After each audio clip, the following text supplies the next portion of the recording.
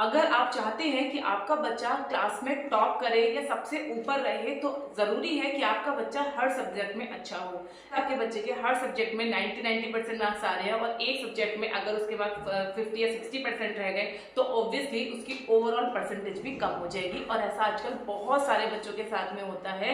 आजकल बच्चे हिंदी जैसे विषय में बहुत कमजोर हैं।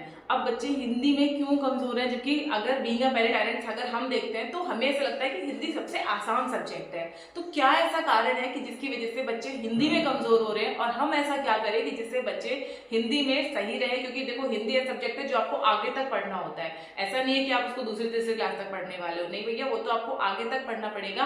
और क्योंकि आप इंडिया में रह रहे हो तो आपको हिंदी पढ़ना लिखना समझना आना बहुत जरूरी है। तो अभी क्या होता है कि बच्चे बोल तो लेते हैं, हिंदी में बात तो कर लेते हैं, लेकिन जब बात लिखने की आती है तो बहुत सारी मात्राओं की गलती करते हैं। आधा अक्षर कहाँ बनाना है, सीधी मात्रा, उल्टी मात्रा, हलंत, वो सारी चीजें वो नहीं समझते हैं। तो ये क्यों होता है, क्यों उनके परसेंटेज हिंदी की वजह से डाउन होते हैं, सारी चीजें आपको डिटेल में बताने वाली हूँ। तो अगर आप चैनल पे बिल्कुल पहली बार आए हो या फिर आपने अभी तक हमारे चैनल राइज विद अभिलाषा को सब्सक्राइब नहीं किया है तो सब्सक्राइब जरूर कर लीजिएगा, क्योंकि इस तरीके की इन्फॉर्मेटिव वीडियोस लगातार हमारे चैनल पे आते रहती है।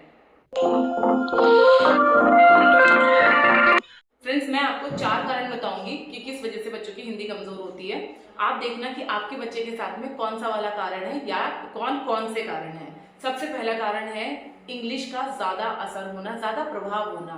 क्या है कि अभी हम लोग को ऐसे लगता है बीइंग अ पेरेंट और बीइंग अ टीचर कि बच्चे को इंग्लिश आना बहुत जरूरी है। तो हम उससे बचपन से ही ना, कभी भी हम आ ई उ हम बच्चे को ये नहीं सिखाते। सबसे पहले हम बच्चों को क्या सिखाते हैं, ABCD 1 2 3, 1 2 3 भी नहीं सिखाते, 1 2 3 सिखाते हैं। यानी कि हमारे खुद के ऊपर इतना ज्यादा इंग्लिश भाषा का प्रभाव है कि हम बच्चे को स्टार्टिंग में सारी चीजें इंग्लिश में ही सिखाना शुरू कर देते हैं। इवन कम, गो, स्लीप, आइज क्लोज, ये सब चीजें हम उनको इंग्लिश में ही बताते हैं, जिसकी वजह से बच्चे का ऑटोमेटिक हिंदी की तरफ जो ध्यान है वो पहले ही कम हो जाता है। बीइंग अ पेरेंट हम हिंदी का महत्व खुद कम कर देते हैं। अगर कोई बच्चा, मतलब आपने मान लीजिए आपका बच्चा पहली, दूसरी या तीसरी क्लास में है और वो हिंदी बैठ के पढ़ने लग जाए, इवन बड़ी क्लासेस में भी, और बच्चा घर में अगर हिंदी पढ़ रहा है तो कई बार मैंने देखा है पेरेंट्स खुद बोल देते हैं, अरे हिंदी में क्या पढ़ रहे हो, हिंदी का क्या पढ़ना, इंग्लिश पढ़ो, मैथ्स पढ़ो, साइंस पढ़ो। हम लोग बाकी जो सब्जेक्ट है उनकी वैल्यू तो बच्चे को बताते हैं, लेकिन हिंदी को हम भी नजरअंदाज कर देते हैं।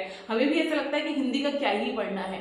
तो जब हम खुद से उनका जो दिमाग है वो उसी तरीके से डिजाइन कर देते हैं कि नहीं भैया हिंदी पढ़ने की जरूरत नहीं है, इंग्लिश पढ़ो, इंग्लिश बोलो, इंग्लिश लिखो, इंग्लिश समझो, तो बच्चों के लिए भी इंग्लिश ही बड़ी लैंग्वेज हो जाती है और हिंदी का महत्व खत्म हो जाता है। अगर आप या आपका बच्चा चाहते हैं कि वो क्लास में टॉप करे या उनके अच्छे परसेंटेज आए, अच्छे मार्क्स आए, तो बहुत जरूरी है कि बच्चे हिंदी को भी उतनी ही वैल्यू दें जितनी वो इंग्लिश भाषा को दे रहे हैं या साइंस को दे रहे हैं या मैथ्स को दे रहे हैं, किसी भी सब्जेक्ट को दे रहे हैं।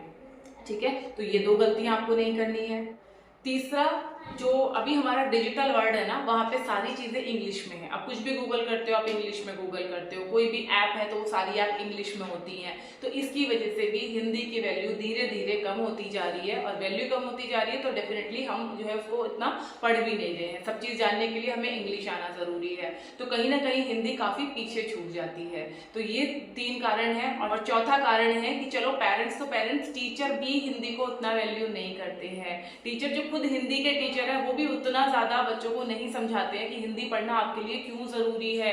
आप चाहे कितना भी कुछ भी कर लो, लेकिन हिंदी आपको लिखना पढ़ना तो आना ही चाहिए, है ना। तो ये जो कारण है इसी की वजह से बच्चे हिंदी से दूर भागते हैं। अब हमें क्या करना है, आपको शुरू से ही बच्चे को समझा के चलना है कि देखो जैसे मैथ्स जरूरी है, साइंस जरूरी है, इंग्लिश जरूरी है, वैसे ही हिंदी भी आना बहुत जरूरी है। अब क्या होता है, शुरू में तो पेरेंट्स ध्यान नहीं देते, और जब बच्चा बड़ी क्लासेस में आना शुरू हो जाता है, 4th में, 5th में, 6th में, और जब देखते हैं कि बिल्कुल बेसिक सी चीजें बच्चा नहीं कर पा रहा है, हिंदी बहुत टूटी फूटी लिख रहा है, तो फिर क्या होता है कि हम लोग फिर बहुत पैनिक कर जाते हैं। फिर हमें लगता है नहीं क्यों नहीं इसको आ रहा है, इतनी आसान चीज क्यों नहीं आ रही।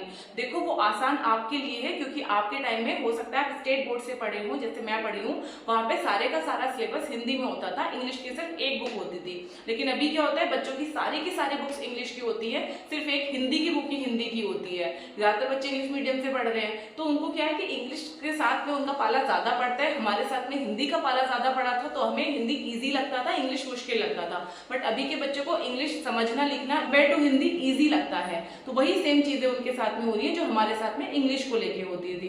तो जैसे हमें इंग्लिश के लिए एक्स्ट्रा एफर्ट डालने पड़ते थे, वैसे ही बच्चे जो हिंदी में कमजोर हैं उनको हिंदी के लिए ज्यादा एफर्ट डालिए। अगर आपका बच्चा ट्यूशन जाता है तो ये सारी चीजें आप ट्यूशन टीचर को भी बताइए कि आप इसको थोड़ा हिंदी भी पढ़ाओ या इसको हिंदी में भी लिखने के लिए दो, ताकि वो थोड़ा हिंदी समझे। बिकॉज जैसे मैंने स्टार्टिंग में बताया था, एक सब्जेक्ट भी आपके पूरे रिपोर्ट कार्ड को खराब कर सकता है। अगर आप चाहते हो अच्छे परसेंटेज बनाना, तो डेफिनेटली हिंदी को भी समझना लिखना आना आपको आना चाहिए। ठीक है, तो आई होप कि इस वीडियो से आपको काफी हेल्प मिली होगी। तो आप आज से आप क्या करेंगे, आज से आप बच्चे के लिए जैसे बाकी सब्जेक्ट के लिए आप टाइम टेबल बनाते हैं, उसमें आप आधा घंटा 1 घंटा हिंदी भाषा के लिए भी रखिए और उसको आप डेली बेसिस पे वो पढ़ाइए और लिखने की प्रैक्टिस कराइए। होप इस वीडियो से आपको काफी मदद मिलेगी। इस वीडियो को ज्यादा से ज्यादा लोगों के साथ में शेयर कीजिए। नेक्स्ट आप किस टॉपिक पे वीडियो देखना चाहते हैं वो भी कमेंट सेक्शन में जरूर लिखिए। तो चलिए मिलते हैं नेक्स्ट किसी वीडियो में, तब तक अपना ध्यान रखिए, खुश रहिए, फिट रहिए। Thank you.